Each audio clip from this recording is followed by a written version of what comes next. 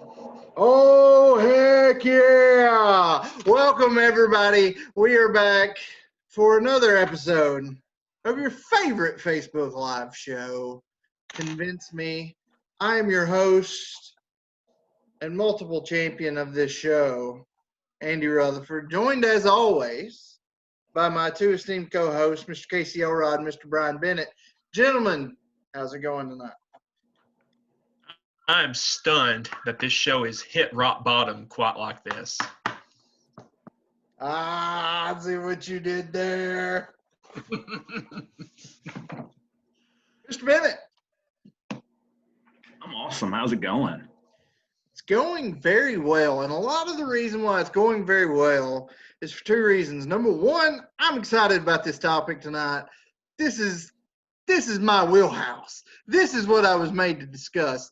But second of all, I'm excited because of everything you guys have done in the last week.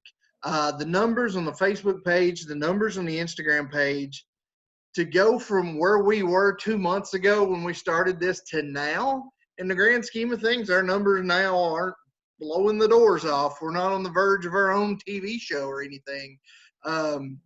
But the growth we've had in about 2 months is far more than I ever thought we would get. Gentlemen, I believe we've probably peaked, but this may be the beginning of something bigger. What do you guys think? So you're telling me we're not getting a $100 million deal from Spotify like Joe Rogan just got? Is that what you're telling me?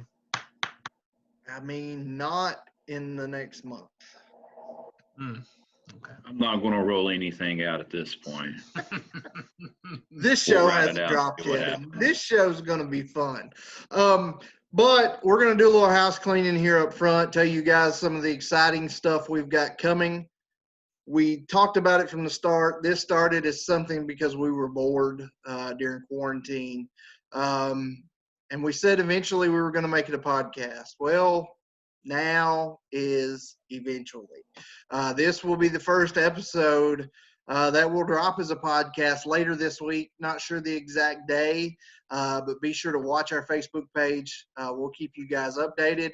Make sure when it does drop, go listen to it again. Go subscribe. Go rank us, go like us, whatever your platform is. Make sure to show us some love.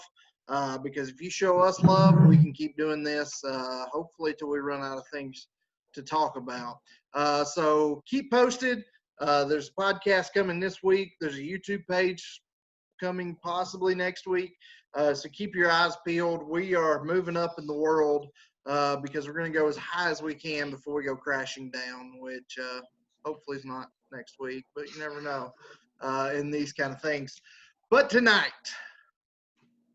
it took us 2 months, but we finally get to talk a little bit of wrestling.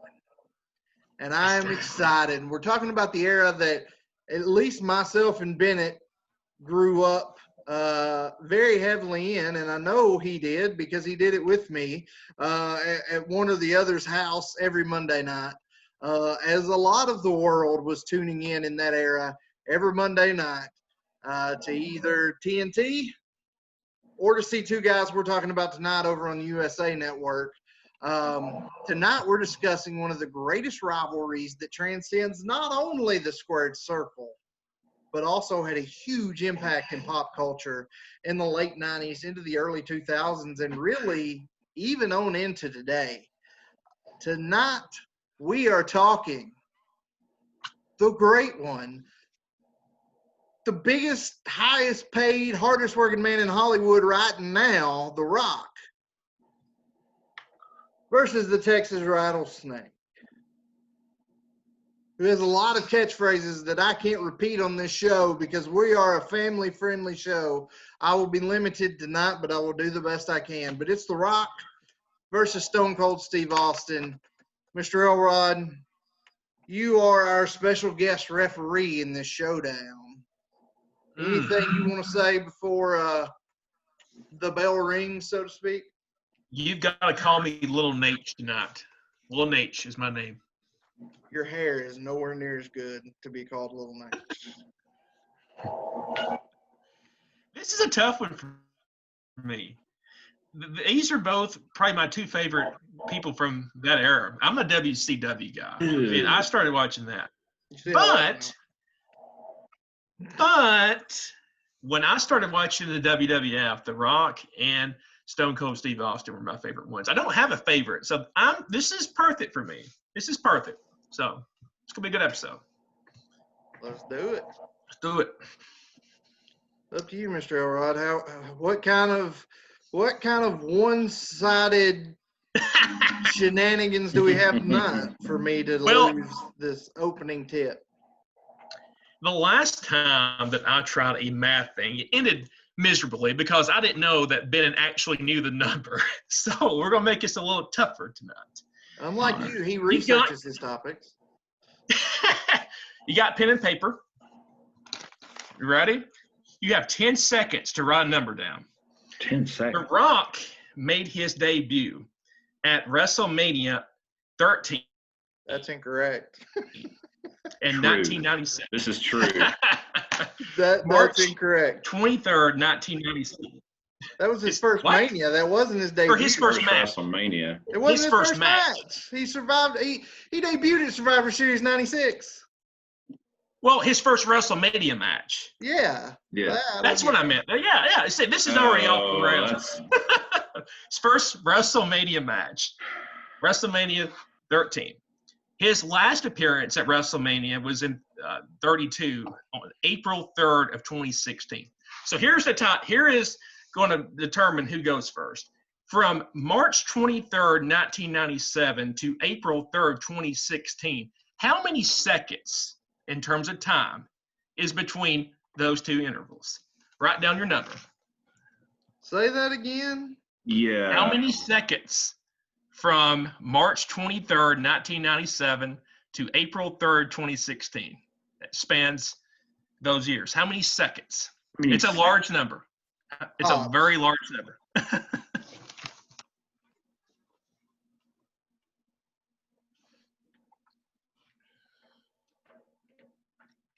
Time's up. Hang on.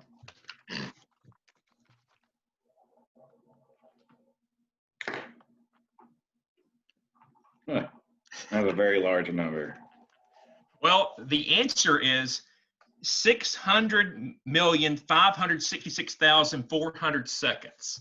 It's a large number. I told you it'd be large. So let me see your numbers. Let me see your numbers. Yeah? Okay. 827 million. I went 316 billion.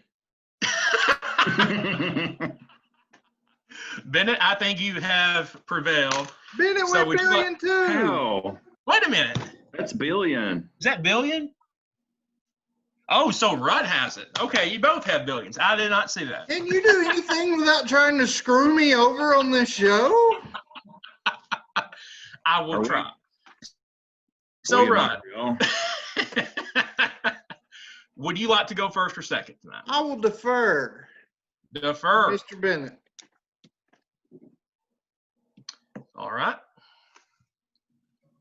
All right. Let's get this thing started. All right. I would like to open up this debate with a question for you. When you hear the name Dwayne Johnson, what would be the very first thing that you think of? Go ahead. The Rock. It doesn't matter what you think about Dwayne Johnson because he is the most electrifying man in sports entertainment. He is the people's champ. And tonight, I will convince you that he is the great one. Oh, my God. I like it. Is that it? I love it. That's it, baby. I love it. That's I love it. That was really nice. Tough act to follow. So, Sir Rudd, what do you have to say? Wow. I'm thrown completely off. That was beautiful. Professional wrestling has had a stigma pretty much since its creation. It's for rednecks. It's for unintelligent people. Nobody watches that fake wrestling stuff. But there have been a select few guys that have transcended beyond the world of professional wrestling and become household names in different eras. In the 50s, when the television set came out, Gorgeous George made professional wrestling a household thing, and he made himself a household name that went beyond just the wrestling crowd. In the 1980s, when cable television came around, Hulkamania was running wild, brother. And Hulk Hogan, along with that MTV Rockin' Wrestling connection, along with the invention of WrestleMania, Hulk Hogan became a pop culture icon far beyond just the wrestling scene and became a household name. And then in the late 90s, starting kind of in 96, picking up a lot of steam in 97, and solidifying itself in 1998, there was one sound that could take a person sitting in a packed arena from their butt to standing and yelling, and could make two kids sitting at home like myself and Mr. Bennett get extremely excited. And all that was the sound of a glass break. And you knew that something was about to go down. The man that single-handedly took charge and took over and won the Monday Night Wars against Elrod's Widow WCW. NWO. The Rock was a big part of it. But the man leading that fight was none other than the Texas Rattlesnake, Stone Cold Steve Austin. And I will tell you why tonight. While The Rock has had unarguably greater success after wrestling, but if we're looking at the wrestling world, The Rock comes nowhere close to Stone Cold Steve Austin. And if you want to hear me say it, give me a heck yeah. Heck yeah. I assume everybody out there watching did it. So continue. All right. So let's start it off. But Andy, tell me about Stone Cold Steve Austin's life before he got inside the ring. Steve Williams was born on December 18th, 1964. No, but we won't do that. Fast forward to college life. Much like Mr. Bennett's client tonight, except on a much smaller scale, Steve Austin, who's known as Steve Williams at the time, played Division I football as a defensive lineman. He was a defensive and nose tackle for the North Texas Mean Green. Actually, that may not have been Division I then. They are now. But he played for them. Pro football was not in his future, but he was a big fan of wrestling growing up. He's told a story on his podcast multiple times of loving wrestling as a kid and wondering, asking his mom as a kid that when he was watching wrestling from the famous Dallas Sportatorium, he didn't understand why the security guard wouldn't get in there and help Dusty Rhodes, who was getting his butt kicked. He didn't understand, but he was a fan of the business. Saw an ad on TV for a wrestling school at the world-famous Dallas Sportatorium, taught by gentleman Chris Adams, a huge top star in Dallas at the time. Austin attended the wrestling school, was the only person from his class to ever really make it, and started out in world-class championship wrestling before he came to the USWA, based right here in the great state of Tennessee. And for a year or so, stunning Steve Austin made his name throughout Memphis, throughout Nashville, And at least as far as I know, he could have wrestled closer to us, but I know he had one particularly bad match in Lebanon, Tennessee, in 1990 when he was very much a newcomer. But from there, Stunning Steve found his way to the WCW, where he made a name for himself as a part of the Dangerous Alliance with Arn Anderson, with Bobby Eaton, with Ravishing Rude, Larry Zbyszko.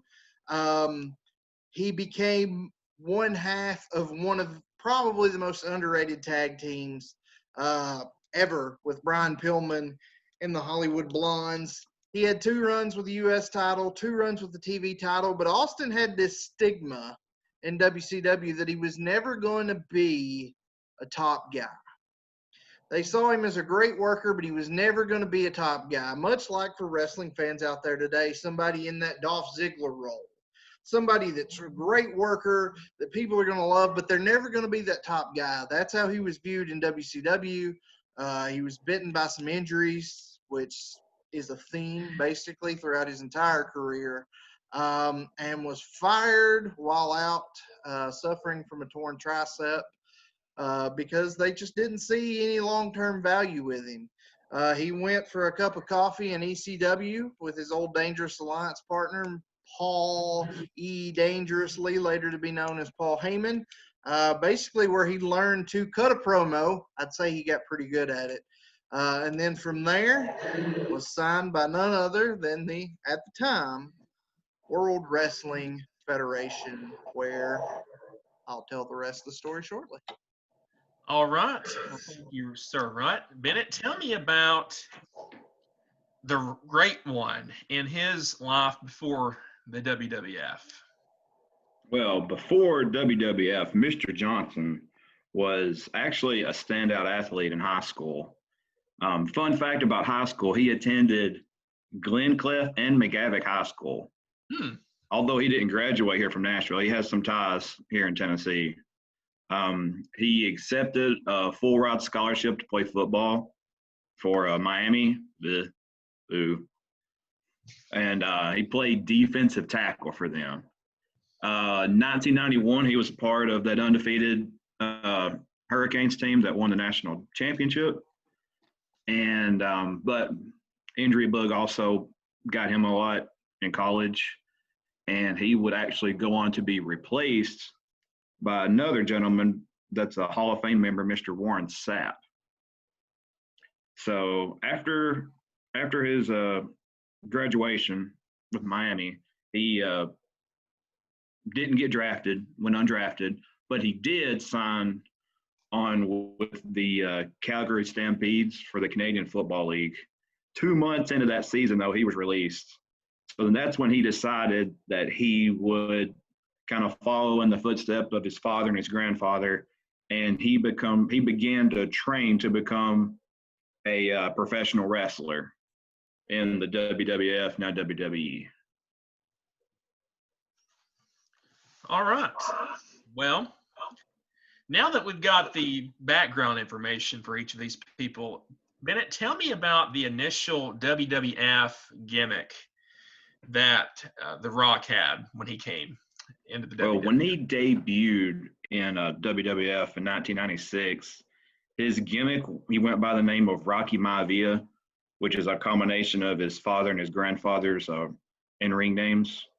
And he was immediately played up as, the first third-generation wrestler in the WWF. And he was a face, and pretty much ownership immediately pushed him from the get-go. His first match was not at WrestleMania, like the confusion we had earlier. It was in November 17th of 1996 at Survivor Series. Mr. Rudder got that one right. He won an 8-man elimination tag team match.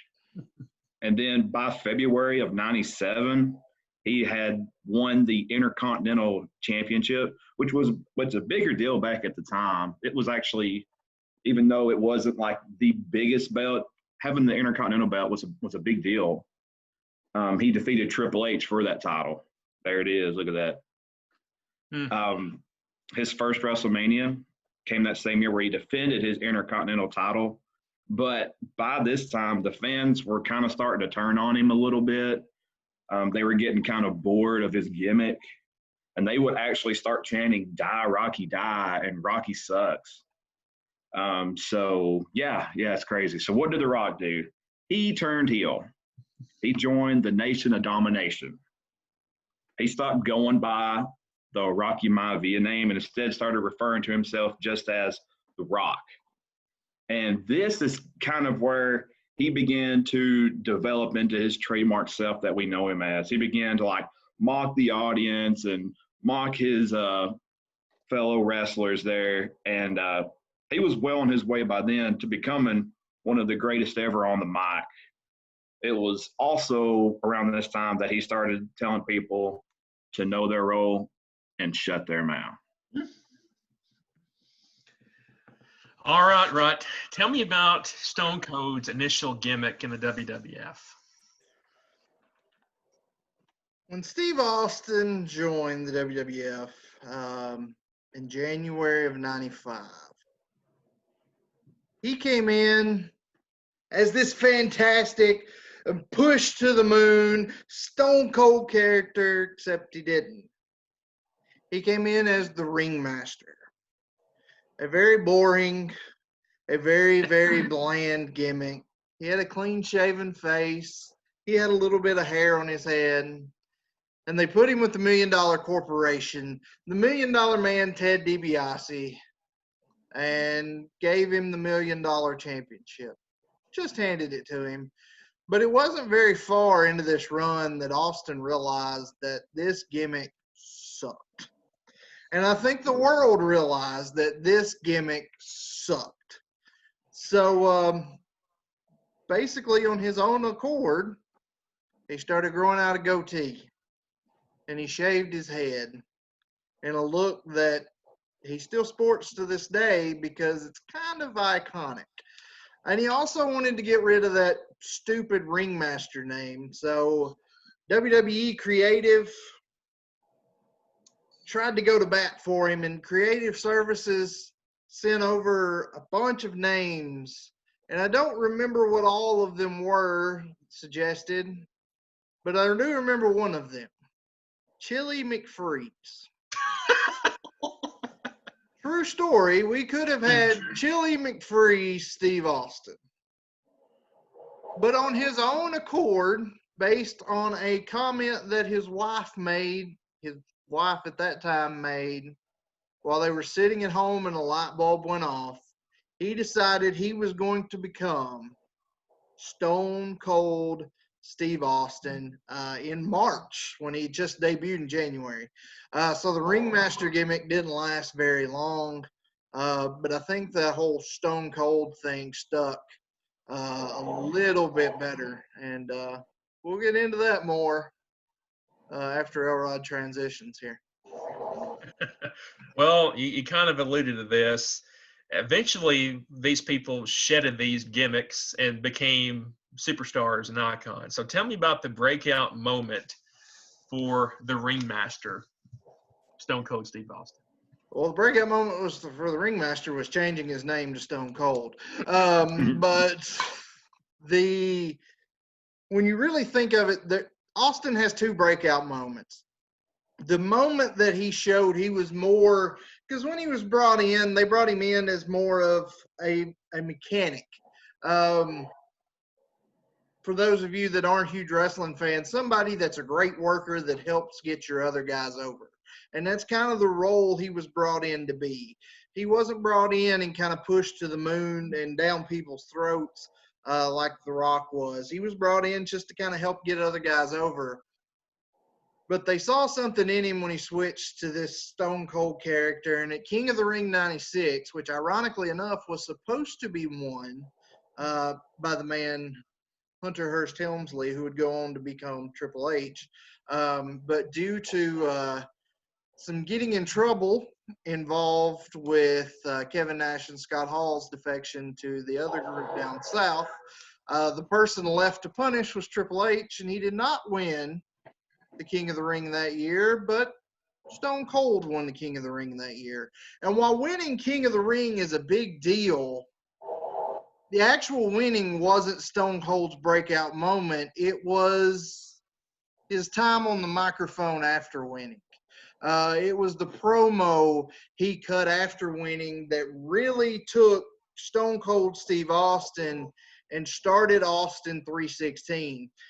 He just defeated Jake Roberts, who had cut a religious-based promo on him earlier in the evening. And I think I can quote this verbatim. I'm going to try. Austin got on the mic, and as Jake walked past him to go back to the back, Austin told him, he said, "You thump your Bible, you quote your Psalms, you quote your John 3:16. Well, Austin 3:16 says, I just whipped your..." And he just said it off the top of his head. But then the next night on Monday Night Raw, there were Austin 3:16 signs in the crowd everywhere. And everywhere they went for the next couple of weeks, there were Austin 3:16 signs in the crowd. Because of this, Austin got his first T-shirt, which said Austin 3:16 on it. It was one of their top-selling shirts of all time, and that's really what put him on the map. And what solidified him as a top guy came at the WrestleMania you were talking about earlier, WrestleMania 13. And most guys become top guys when they have a huge win, but WrestleMania 13, Steve Austin lost. But he lost in an I Quit match. And one of the most iconic scenes in WrestleMania history. A lot of people will call his submission match with Bret Hart one of the greatest WrestleMania matches of all time. And it's the iconic image with Austin's head busted open, blood pouring down his face, in Bret Hart's sharpshooter that no one had ever gotten out of. But Austin refused to quit, and he passed out from the pain and the blood loss. So he lost by default, but he never gave up. And that night, not only did Stone Cold go from being a heel or a bad guy to one of the most loved guys in the company, that was the start of the most over wrestler of our generation that has still John Cena has touched a lot of people, but that moment was the beginning of Stone Cold Steve Austin becoming the most over wrestler, the most loved wrestler of this generation. All right.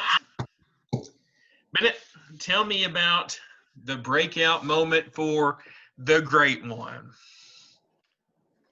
For his breakout moment, I'm actually going with a match that he lost. But to me, it seemed like the SummerSlam of '98 in a ladder match versus Hunter Hearst Helmsley for the Intercontinental title was his breakout moment. Interestingly enough, this was at Madison Square Garden, which was the same arena that he had made his debut just 2 years ago. At the time, he was a heel. He was a hated heel, and he had become the leader by this time of the Nation of Domination. And up to that point, he was considered like an up-and-coming rising star.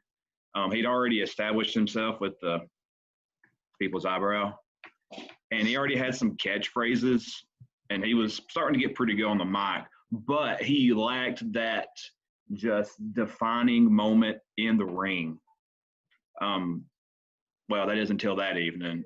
He showed signs of aggression, signs of ruthlessness that audience really hadn't seen from him before. He was targeting Triple H's knee throughout the match, and he would use the ladder to dish out punishment.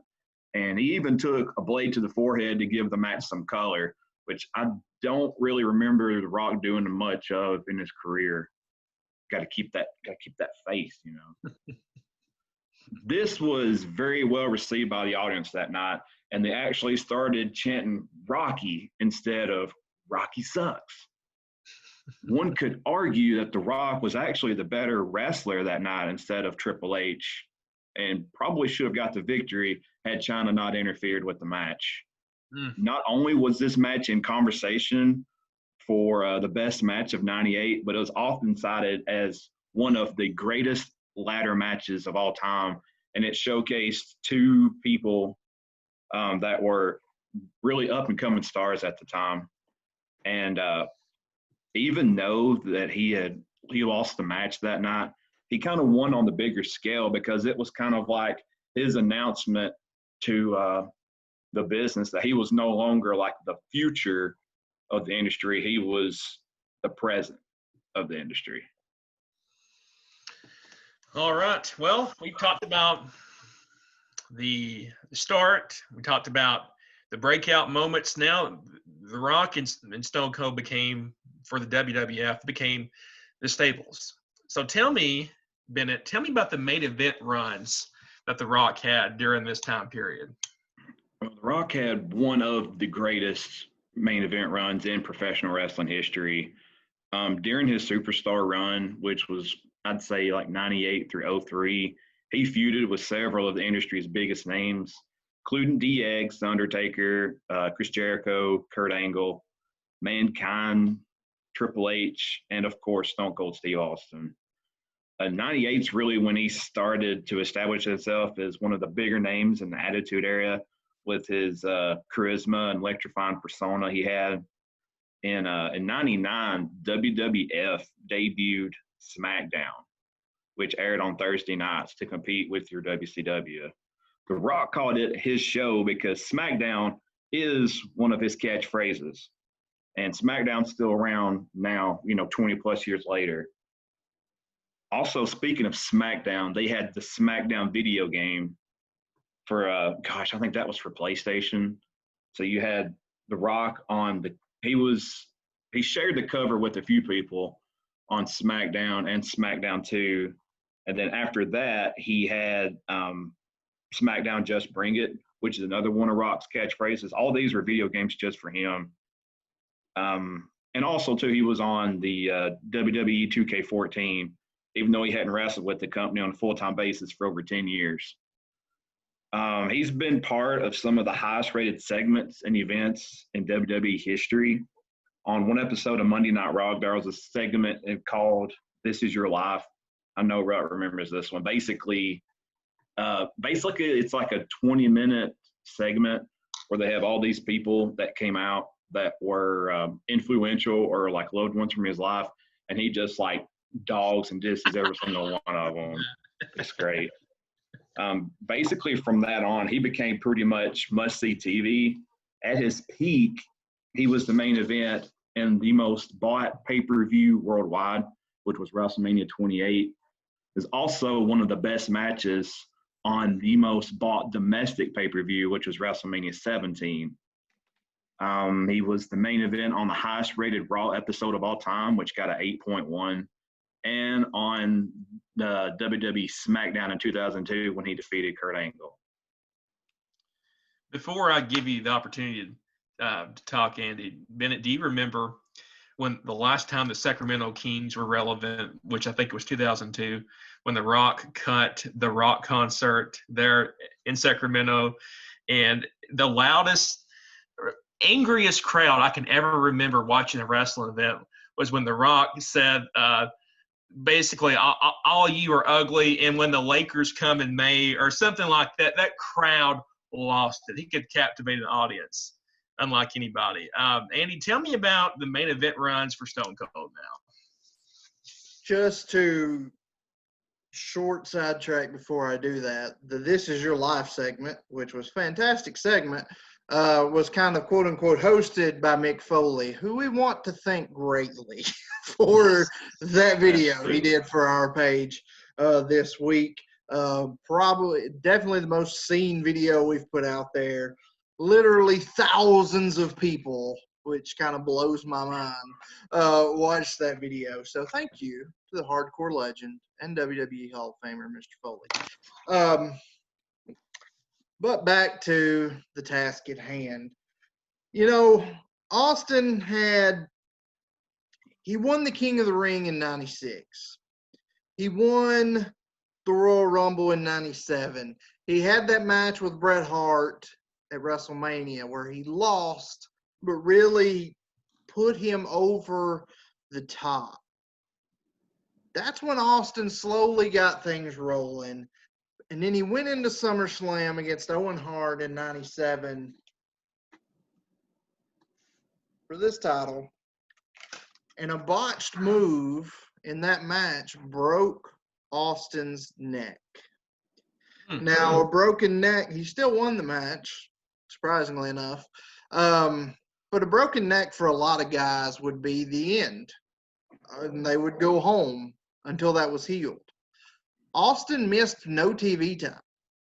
He didn't wrestle for a few months, but he was on TV every Monday night, and that's really where the main event run started. And he carried that momentum into January when he was able to get in the ring again, and he won his second consecutive Royal Rumble. And the very next night on Raw, where Steve Austin made himself a household name, was when Mike Tyson was on Monday Night Raw. Mike Tyson, who in 1997 or 98, well, 97 too, but in January of 98, one of the biggest names in the world, one of the most controversial figures in the world. He had bitten off Holyfield's ear at this point. And Tyson was a big deal. And Stone Cold Steve Austin rolled to the ring, gave Mike Tyson a bird, and ensued a brawl. That really was the genesis of the feud that would make Stone Cold Steve Austin a household name. Not a feud with another wrestler, but a feud with one Vincent Kennedy McMahon. So Stone Cold went on that year at WrestleMania to win, and the last appearance of this belt, the most beautiful belt that the World Wrestling Federation ever produced, Austin defeated Shawn Michaels that night. That hurt. On that sad, depressing night in 1998. And the very next night, an even sadder occasion, they debuted a new belt. But from that point forward, the feud with Austin and McMahon that spanned for 3 years, that had different guys stepping into the ring with Austin on McMahon's behalf, whether that be Mick Foley as Dude Love, whether that be Kane, whether that be The Undertaker, or whether that be the corporate champion himself, The Rock. That feud between Austin and McMahon is what made Stone Cold Steve Austin a household name, because at the time when we're kids, and this is not something that our parents should be proud of, and myself now as a parent would not be proud of with my kid, but going back to our childhood, there's this guy coming out saying curse words on national TV, flipping a bird willy-nilly, drinking beer on TV. But the thing that resonated with kids and with adults alike, he got to kick his boss square in the gut and give his boss a Stone Cold Stunner. And he got to do it every single week. No matter how much the boss tried to put him down, Austin always came out on top. And is that not the American dream? We all want to give our bosses a Stone Cold Stunner, or at least the finger that comes before it.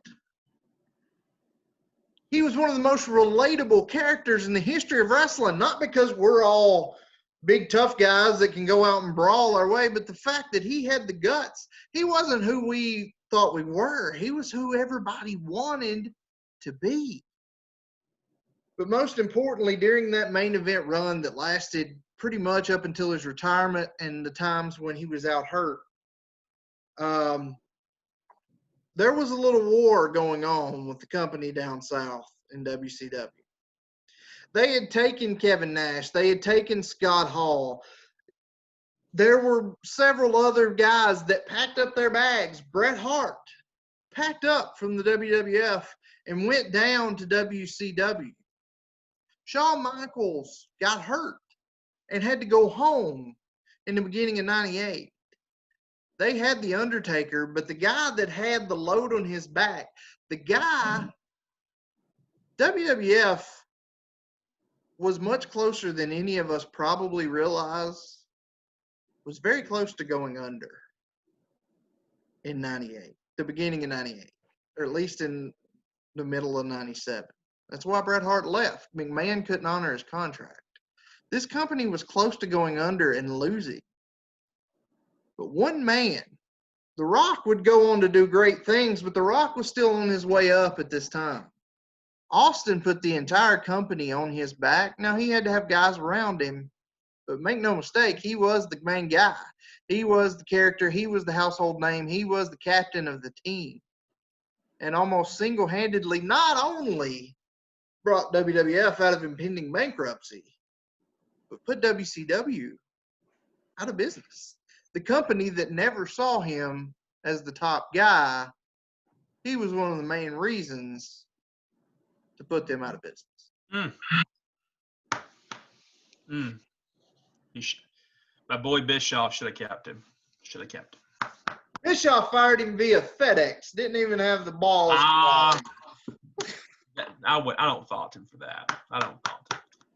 So, Andy, there's been 3 matches between The Rock and Stone Cold Steve Austin at the highest level at WrestleMania. They're trilogy of matches. So tell me about these matches with Stone Cold Steve Austin and The Rock. Well, Rod, you deserve a nice swift kick in the gut and a stunner for not paying attention to the format changes we discussed in a text conversation. But I will discuss that trilogy of matches, but we're looking at WrestleMania in general. Because here's the thing, as big as Stone Cold Steve Austin was, do you know how many WrestleMania matches he had in his entire career? 7. You cheated. No, that's a total guess. Well, for once, you guessed right. From 1996 until 2003, Stone Cold Steve Austin only had 7 WrestleMania matches. His first one, WrestleMania 12, he was 2 months into the company. Had a really solid match with Savio Vega, another underrated guy. A match I rewatched today. Research for this show does not always suck. I rewatched that match today. Pretty solid match. But it all goes uphill from there. WrestleMania 13, I've already talked about it. The match with Bret Hart that put him on the map and sent a skyrocket straight up his butt and shot him into the atmosphere. WrestleMania 14 that I discussed earlier, where he defeated the Heartbreak Kid Shawn Michaels and won his first. I know that hurts. I know it hurt. Thanks to that dirty, rotten, backstabbing Mike Tyson. But then we go to WrestleMania 15, part 1 of the Austin versus Rock trilogy.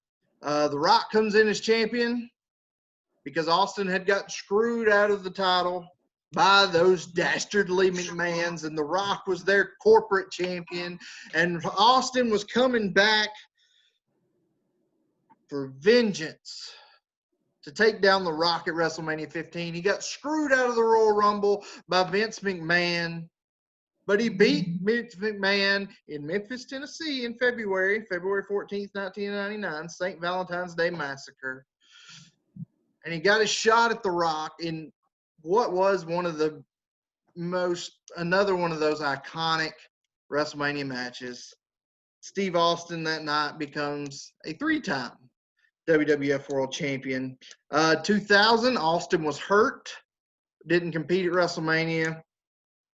2001, part 2 of the Rock versus Austin trilogy that saw Austin once again win the title, but this time with the help of Mr. McMahon, and Austin turning heel in what was a completely stupid move that Austin backed out on a month later, and it never really panned out. But the match in and of itself, fantastic. WrestleMania 18, Austin's worst WrestleMania match by far, was Scott Hall. I'm sure Bennett will discuss The Rock's match that night. that really stole the show. And then WrestleMania 19, the end of the trilogy, where The Rock finally defeats Steve Austin. But that was indeed Stone Cold Steve Austin's last match. That was his swan song. So he only had 7 WrestleMania matches in his career, but sans 2 of them, Savio Vega and Scott Hall. The others were, they may not have been the main event, but they were one of the more heavily promoted matches. And pretty much all the rest of them, except for those 2, go down in WrestleMania history as some of the most iconic matches there were. All right, buddy. Tell me about The Rock's WrestleMania moments. The great one. My math is correct. The Rock was in 11 WrestleManias. His first, of course, I think I covered before, was WrestleMania 13 when he defeated the Sultan to retain his Intercontinental title. Of course, WrestleMania 15. Not to cut you off, Bennett. Elrod, tell me who the Sultan became. The Sultan? Yes. The Godfather. No, someone whose rear end is as large as your head. Rikishi. Yes, okay, continue. Yeah.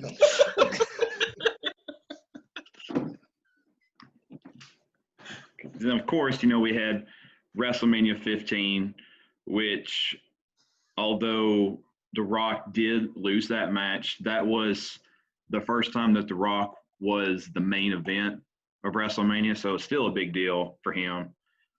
Again, like WrestleMania 17, like I said, the second time they faced off, this is regarded as the best match on what you could debate as one of the best WrestleManias. So even though The Rock did lose that one too, and it still speaks volumes about how good both of these guys were. Even though he got the loss, it's still considered the best match on arguably one of the best WrestleManias. WrestleMania 18, this one is referred to as Icon versus Icon. It was The Rock versus Hogan. It was an instant classic. Of all people, ESPN ranked this the number 8 WrestleMania match of all time. And The Rock got the victory, but it took 3 rock bottoms to take out Hogan. And interesting thing about that one too is at the beginning of it, if I'm correct, Red will have to help me. At the very beginning, the 2 were just standing there staring at each other, kind of sizing each other up. And that makes for one of like the most like iconic scenes, at least of this millennium as far as wrestling goes. You think of like the stare down of like Hogan versus Andre the Giant, like at WrestleMania 3, you kind of have that same iconic scene there with them 2 just staring at each other. And after the match was over, even though Hogan lost, Hogan actually kind of turned face after that, and which is the first time that Hogan had turned face in a long time since before his NWO run, I'm thinking, if that's right. WrestleMania 19 was his final match with Austin, which was Austin's final match, like Rudd said, and Rock got the victory there. So it shows that doesn't matter how you start the WrestleMania match with Austin, it's how you finish. Okay, moving on. He had another match. This one was interesting. I had to put this one in. I don't want to go through every single one of them. We'll be here a while. But WrestleMania 32, he had, if you want to call it a match versus Eric Rowan, The Rock won in 7 seconds, which set a WrestleMania record. And then real quick, honorable mention, WrestleMania 28 and WrestleMania 29 with John Cena. Those are really good matches too. 28, I believe, Rock won, and then in 29, Cena won. Well, both of these guys, in some form or fashion, have left the WWE at certain points. They've come back. So tell me, Bennett, tell me about the post. This is going to take a while if you go through it all. But tell me about the post WWE work for Dwayne Johnson.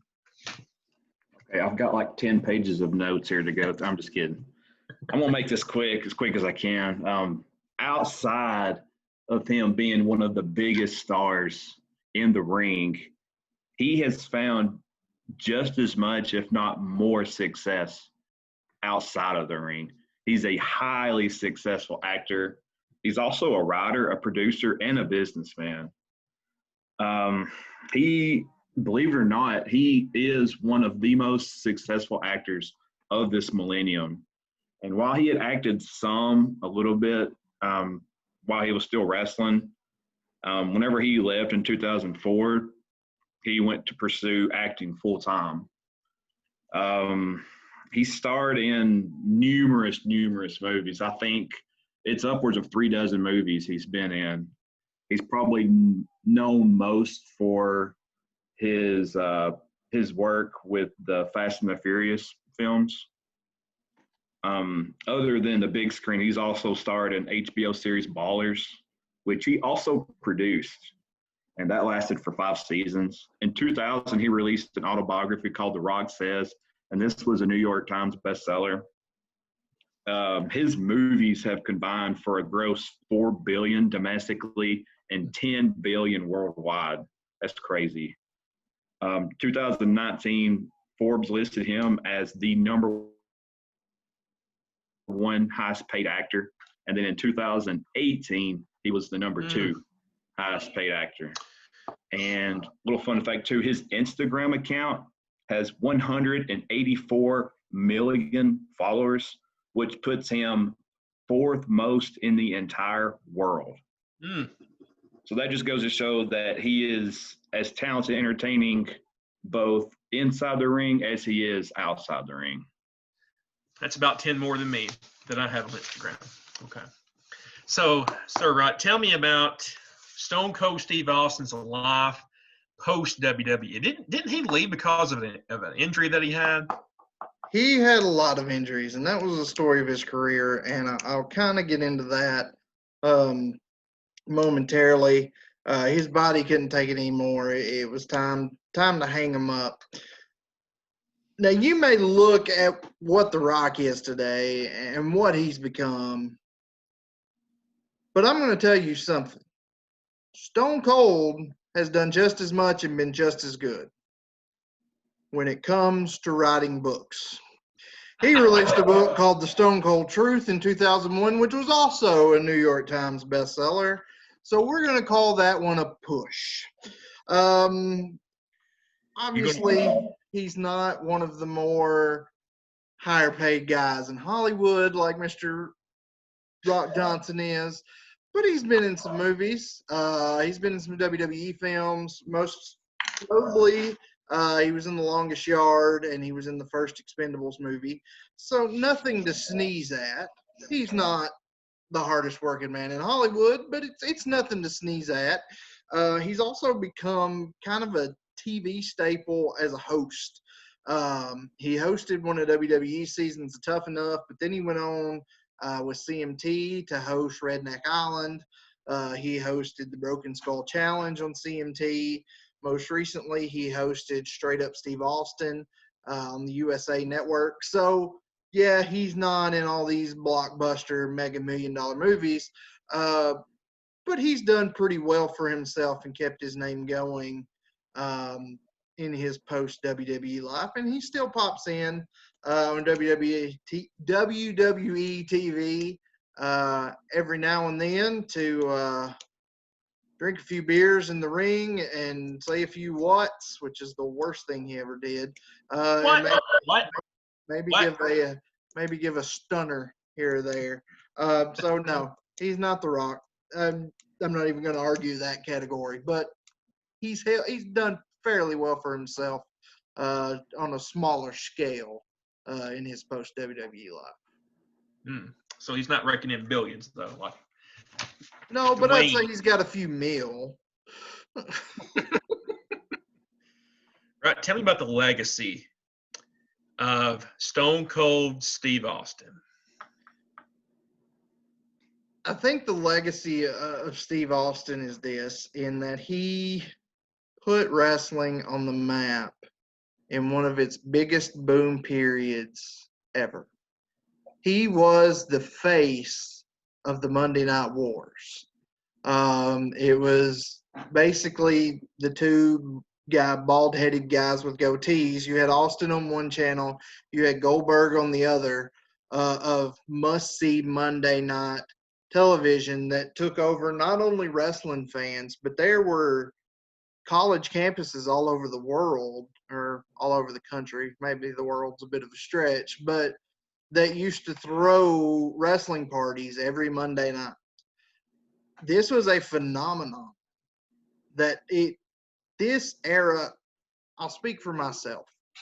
I've been a wrestling fan my entire life. There were times when it wasn't exactly cool to be a wrestling fan. As I get older, and probably even today, it's not that cool to be a wrestling fan. But in the late 90s, I've kind of felt like I was on an elevated platform because everybody was coming to join me in what I love to do. And the face of that was Steve Austin. His legacy is the guy that was the face of the company, that carried the company from the edge of bankruptcy to putting their competitor out of business. He was a household name, and he was a guy that, as we look back, I talked about his injuries. He got fired from WCW because he tore his tricep. The night he won the Intercontinental title in 97, he broke his neck in the match. He had to have a knee surgery that kept him out for over a year, was why he missed WrestleMania 2000. He had another neck and back issue that forced him to retire at the end of WrestleMania 19. His legacy is going to be that he was the face of a company that really had his career cut short probably 10 or 15 years. And we won't know how Stone Cold is one of the most recognizable names ever, and we'll never know how big that name could have gotten if his body would have held up. So shortened by injuries, but still one of the greatest careers we're ever going to see. That's his legacy. And tell me about the legacy of Dwayne "The Rock" Johnson. For The Rock, the term People's Champion really defines his career. What started out as like a cocky one-liner when he first started out, when he first started saying that, really grew into a role that he took on very seriously and was very successful at. Even today, he remains one of the most beloved and accomplished wrestlers of all time. He was known to talk the talk, but he could also walk the walk. He was a two-time Intercontinental champion, a five-time tag team champion. He was a Royal Rumble winner. He was a 10-time world champion, and he was their sixth Triple Crown winner, which people that don't know, the Triple Crown is when you have the Intercontinental title, you also win the tag team title, and you're a WWE champion. So you had gotten all three belts, basically. I think this is a testament to his determination to become one of the greatest of all time. He was able to kind of climb out of the shadows that his father and grandfather kind of had before him. Instead of just being, oh, you know, it's his grandson or it's his son. He kind of grew out of that to become his own person. And you could argue that The Rock was just as big at that time as Stone Cold was, and was one of the faces of the company that was full. They had a stacked roster full of really, really talented people. And this was also at the height, like Mr. Rutt said, is as popular as it was at that time. Rock was right there just as popular as Stone Cold was. All right. I've got two questions. This one is just for you, Bennett. What would you say to those who say, I would venture to say this, people that are younger than me, that are in the 25 age group and lower now, what would you say to those who say The Rock, Dwayne Johnson, his actual name is more recognizable than The Rock in his work as a wrestler. Like some people that are younger than us that have never watched wrestling just see The Rock as Dwayne Johnson. What would you say to those people that see him more as an actor than a wrestler in his career now? To me, even when I see like Dwayne Johnson in a movie, I'm like, hey, the Rock's starring in that. And I've actually seen where people advertise that, Dwayne "The Rock" Johnson will be starring in this movie. Maybe not, they not put it out there on the credits. But to me, I'd have a hard time really understanding somebody that would not know who Dwayne Johnson is as The Rock, because just his presence on social media. I think also too he has a hashtag that he uses a lot. I don't know if it's "left the smack is down" or something like that. So he keeps himself relevant even today. So even somebody that may have not watched wrestling in the 90s will be like, what the heck is he talking about? I just know this guy's an actor. And maybe they go and look it up and be like, oh, okay, cool. He did this, he did that.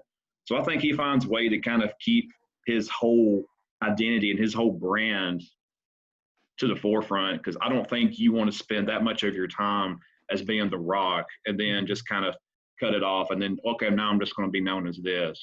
Yeah. Quick question for both of you. Keep it short. I'm going to start with you, Andy. The best Stone Cold Steve Austin promo was blank. Oh, King of the Ring 96. The promo that put Austin 316 on the map. I'll say it again just for fun. As Jake Roberts walks by, you thump your Bibles, you talk about your Psalms, you talk about John 3:16. Austin 3:16 says, I just whipped your... We're going to get him to say it here in a minute. I'm going to make you keep on repeating. This is a family-friendly show. But tell me this. The best Rock promo was blank. It's hard for me not to go, even though this wasn't necessarily a promo per se, even the segment of This Is Your Life that Mr. Mick Foley put on, in of itself, it was like a 20-minute promo, just because of, if you go back and watch this thing, they had so many people that come out that were, like I said, influential people, and he's just like dogging these people. And it's so memorable. I have to go with that being his biggest promo to me. All right. Bennett, you have the floor. Close it out for us. Why should I choose The Rock over Stone Cold Steve Austin? Well, when you reflect on The Rock's career, you may think of a super talented athlete in the ring that knew how to sell the bumps, and he would also electrify the arena with his signature moves like rock bottom and the people's elbow. You may think of him with the epic encounters and feuds that he had over the years, especially with Stone Cold. That was his biggest feud, I think. You may also think of The Rock. You may think of his hilarious catchphrases and one-liners that he would do on the mic.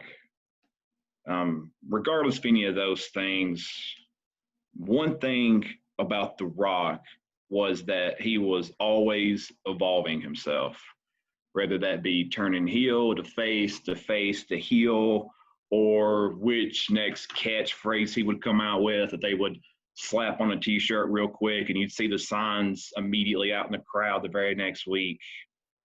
To me, The Rock was three things. He was entertaining, he was charismatic, and he was memorable. So to me, that's a reason why The Rock is not only the people's champ, but he is also convinced me's champ. When did you get a belt? Oh. Thank you, Corey Campbell. Kid's on fire tonight. He's on fire with his opening and his closing. So, Andy, tell me why Stone Cold Steve Austin's better than the Great One. Well, any good closing argument, what? It's just What? like any good wrestling promo. What? You tell what are the good things about you or your guy, what? And then you put down the other guy, what? Okay, that was stupid when Austin did it. Even more stupid when I did it.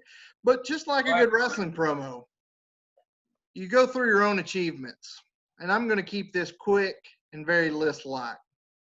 He was WWF champion 6 times.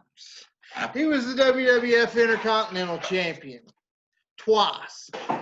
He was a WWF Tag Team Champion 4 times. He was the King of the Ring. He was the only 3-time Royal Rumble winner. He was the 5th Triple Crown Champion. And he was inducted into the WWE Hall of Fame in 2009. Well, that's all well and good.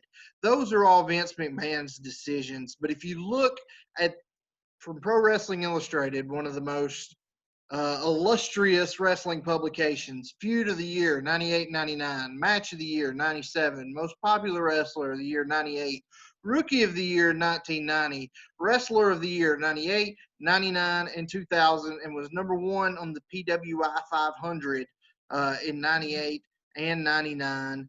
He was inducted into the Pro Wrestling Hall of Fame in 2016, and then the Wrestling Observer newsletter, which is fan-given awards, Best Box Office Draw, 98 and 99, Best Brawler, Best Gimmick, Best Heel, Best on Interviews, Best Non-Wrestler when he came back after he stopped wrestling, Feud of the Year, Match of the Year, Rookie of the Year, Tag Team of the Year with Brian Pillman and the Hollywood Blondes, Wrestler of the Year, and in 2000 he was inducted into the Wrestling Observer Hall of Fame. The Rock was and continues to be an icon in the wrestling business. But if you've got to put The Rock down anywhere, it's right here. The Rock made his name as the top guy when Stone Cold was either hurt or Stone Cold was gone. And the only other times he was top of the card was when he was in the ring with Stone Cold. He was a solid guy, and as a solid number 2 was better than the number 1 of 98% of other eras. But the fact is, The Rock was, when it comes to the wrestling business, number 2 until Austin went home. The Rock wins Hollywood, hands down. He is the hardest working man in Hollywood. But Stone Cold Steve Austin owns professional wrestling. And that's the bottom line, because myself and Stone Cold's record and his legacy says so. You know, I've said this in the other 2 things I've mediated. This was a close one, but this is the closest one we've had so far, because here is my internal conflict that I'm having to weigh. I was a WCW guy. I remember being 7 or 8 watching WCW, watching those guys. And I think it was on the USA Network. I think that's where Raw was back in, is that right? USA Network? Okay. I remember flipping over, and I think it was a segment between McMahon and Stone Cold, the first one I watched. And McMahon is in a hospital bed, and he's talking, and this doctor comes around and starts just beating the crap out of him. At age 7 or 8, I thought that was the greatest thing ever. And seeing The Rock. I never had a favorite between The Rock and Stone Cold. I love them equally. I felt like we're kind of robbed with Stone Cold, not having those years, his body being battered due to injuries. I mean, if he had stayed healthy, I don't think there's any doubt that he's the greatest of all time with the accolades he would have today. I love The Rock. I loved his matches with John Cena. But you can't go against a Texas rattlesnake. You just can't do it. You just can't do it.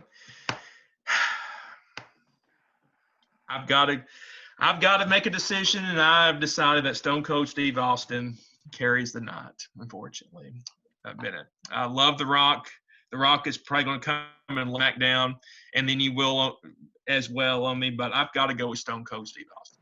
Oh, heck yeah. Now, Elrod, you've been a great moderator tonight, but I've got to give you a virtual stunner now. Boom. Oh. Spell it. Take a virtual stunner. Bennett, take a virtual stunner. Boom. And this is how we're going to roll right here tonight. Because Austin wins, as always. This is a family-friendly show. Oh, heck yes. Oh, my gosh. Is it time to change my mind? Because I want to see what Bennett would do here. What would you do if you had won tonight? Did you have a gimmick that you were going to do? I don't have nothing. Oh. I'm gimmicked out. Oh. Maybe get up and do a people's elbow. I don't know. Just so you all know, my wife is going to kill me now. Oh, she is. Is she? Uh-oh. Uh-oh. She's about to give you a stunner. Probably so. Anyway, thank you guys for joining us. I have to go dry off now. That was impressive. That's awesome. I'm all wet. Gentlemen, wow. Guys, thanks for hanging out with us. This has been a long one. I think that was a heck of a payoff. Gentlemen, any parting words before we head on out? Well, as bad as I hate to say it, right, you have convinced me that the Stone Cold is better than The Rock. As bad as I hate to say it. Bennett? Boo. Boo. Bunch of jabronis. It doesn't matter what you think. Well, everybody, thanks for joining us. I'm going to go dry off. Make sure, pay attention to our Facebook page. I'll let you know what's going on. When the podcast drops, go subscribe, go like it, go leave us 5-star reviews. Be sure that you check that out. Support us the best way you can, and I'll keep dousing myself in water. Not sure what next week's episode will be, but we'll let you know on the page when we know. But either way, it's going to be entertaining. Be back to join us. For Mr. Elrod, for Mr. Bennett, I'm Andy Rutherford. I have convinced Mr. Elrod again, and hopefully we convinced you to come back next week. We'll see you then. Peace.